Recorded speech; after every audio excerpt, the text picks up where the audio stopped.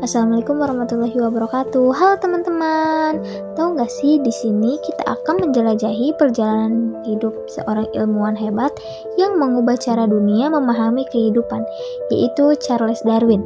Darwin bukan hanya seorang penjelajah, tetapi juga pelopor teori evolusi yang menjelaskan bagaimana makhluk hidup berubah dan beradaptasi dari generasi ke generasi melalui proses seleksi alam. Kita akan menggali cerita inspiratif tentang perjalanan penelitiannya, teori penting yang ia kemukakan, serta bagaimana teori itu menjadi dasar ilmu biologi modern. Jadi, siapkan diri untuk memahami keajaiban proses evolusi yang membawa kita pada pemahaman baru tentang asal-usul kehidupan di bumi. Halo teman-teman, perkenalkan saya Mesafida dari Ilmu Perikanan kelas 1B dengan NIM 44432500039. Di sini saya akan menjelaskan tentang teori evolusi biologis menurut Charles Darwin, sebuah teori penting yang menjelaskan bagaimana makhluk hidup berubah dan berkembang seiring waktu. Teori ini dikenal sebagai teori evolusi melalui seleksi alam. Darwin menyampaikan bahwa makhluk hidup tidaklah tetap sama, tetapi mengalami perubahan secara bertahap dari generasi ke generasi. Nah, perubahan tersebut terjadi karena proses yang dinamakan yaitu seleksi alam. Dalam setiap populasi makhluk hidup terdapat varian sifat yang membuat setiap individu berbeda. Misalnya ada yang lebih kuat, ada yang lebih cepat, atau memiliki sifat lain yang membuatnya lebih cocok dengan lingkungannya. Variasi ini sangat penting karena mempengaruhi kemampuan bertahan hidup. Kemudian Darwin menjelaskan konsep struggle for existence atau perjuangan untuk bertahan hidup karena sumber daya seperti makanan, tempat tinggal, atau pasangan terbatas. Makhluk hidup harus bersaing untuk bertahan hidup.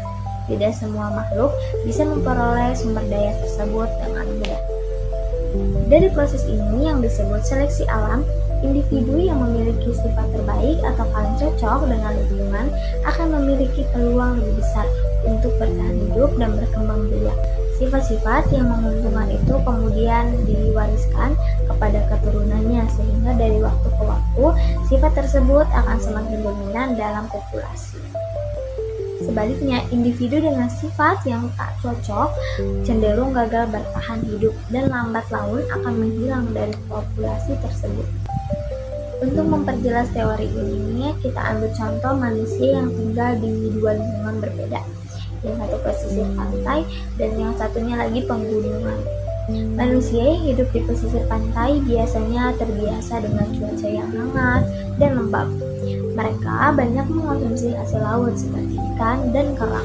Tubuh mereka beradaptasi dengan kulit yang lebih tahan terhadap sinar matahari dan lingkungan yang berair. Adaptasi ini membuat mereka bisa bertahan di lingkungan pesisir yang unik. Di sisi lain, manusia yang tinggal di pegunungan menghadapi suhu yang lebih dingin dari kadar oksigen yang lebih rendah. Karena itu, tubuh mereka beradaptasi dengan memiliki paru-paru yang lebih besar dari jumlah sel darah merah lebih banyak, sehingga mampu menyerap oksigen secara lebih efisien di lingkungan yang tipis dari oksigen. Adaptasi ini penting bagi keberlangsungan hidup mereka di pegunungan. Nah, dari contoh ini terlihat kan bagaimana seleksi alam bekerja melalui lingkungannya yang berbeda, sehingga menghasilkan adaptasi fisik dan perilaku yang berbeda pula. Nah, ini juga mendukung teori Darwin bahwa makhluk hidup berubah dan menyesuaikan diri dengan lingkungannya.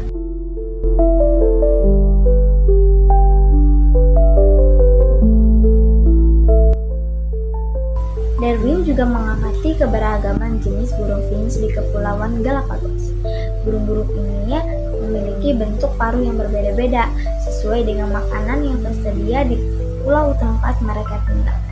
Contoh ini menjadi salah satu bukti nyata bagaimana seleksi alam dapat memunculkan variasi dan spesies baru.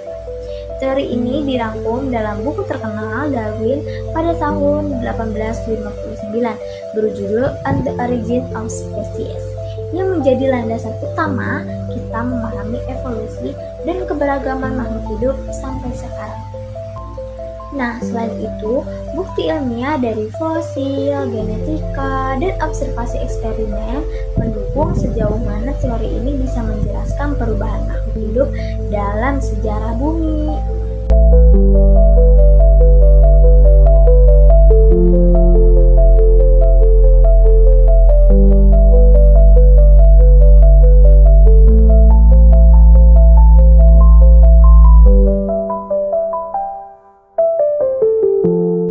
Nah, singkat kata, teori revolusi biologis Darwin dengan prinsip seleksi alam menjelaskan bahwa kehidupan itu dinamis, terus berubah, dan beradaptasi sesuai tuntutan lingkungan agar bisa bertahan dan berkembang. Nah guys, terima kasih sudah menyimak penjelasan saya ini. Semoga teman-teman bisa lebih memahami proses evolusi yang terjadi pada makhluk hidup, termasuk pada kita sebagai manusia. Nah, itu saja dari saya. Kurang lebihnya mohon maaf. Wassalamualaikum warahmatullahi wabarakatuh.